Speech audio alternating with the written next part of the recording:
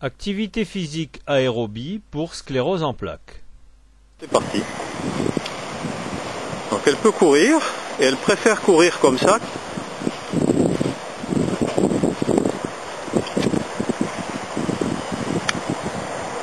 Que sur un tapis de marche, parce que le tapis de marche est trop régulier pour elle.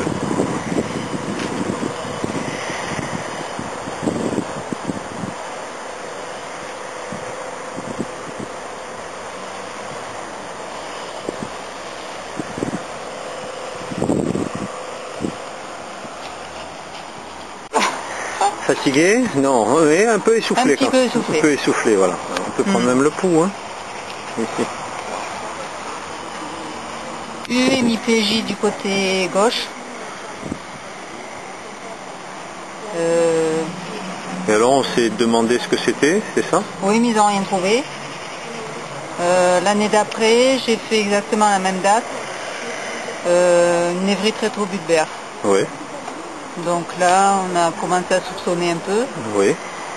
Et c'est après, quand j'ai refait une poussée au mois d'octobre, que le diagnostic est tombé. C'était il y a combien de temps, donc? En 2001. C'est-à-dire il y a 8 ans. Il y a 8 ans. On va voir maintenant une autre activité de type aérobie possible à ce stade pour lutter contre le déconditionnement à l'effort. Il s'agit du vélo d'appartement.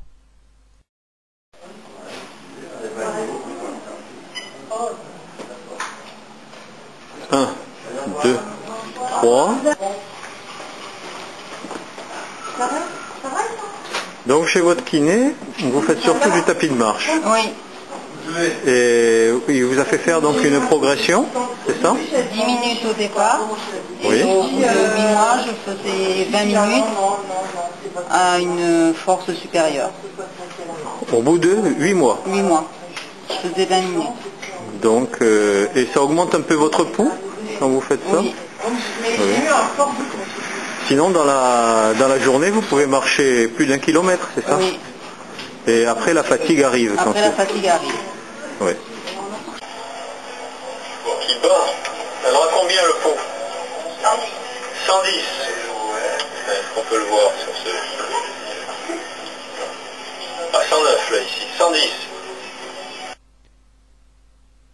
Il faut respecter la règle, autant de temps de repos que de temps de travail. Donc avant et après un effort aérobie, bien se reposer.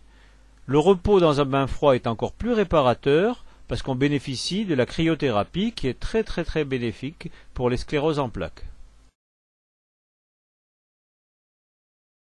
On peut choisir à ce stade parmi de nombreuses activités qui entraînent un travail aérobie, la marche, la montée et la descente des escaliers, le vélo, le stepper, le vélo elliptique, Wii-Fit, steep aérobique, etc. etc.